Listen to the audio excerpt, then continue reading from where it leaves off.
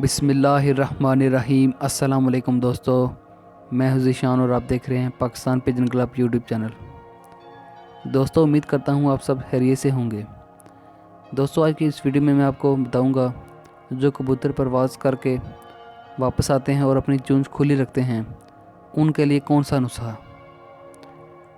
उनके लिए जनाब बेहतरीन नुस्खा आपके साथ मैं इस वीडियो में शेयर करूँगा। आखिर तक देखते रहिएगा। दोस्तों, वीडियो शुरू करने से पहले आपसे दरख्वास्त है, हमारे चैनल को सब्सक्राइब लाजमी करें। परवाज़ के बाद चोंच खुली रखने वाले कबूतर के लिए नुस्खा। दोस्तों, सेब का मरब्बा धो कर मिठास ख़त्म करें।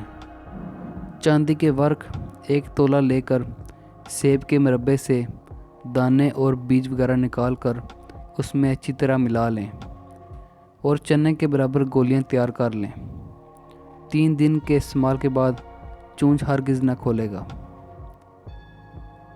दोस्तों, आज की वीडियो यहीं तक थी।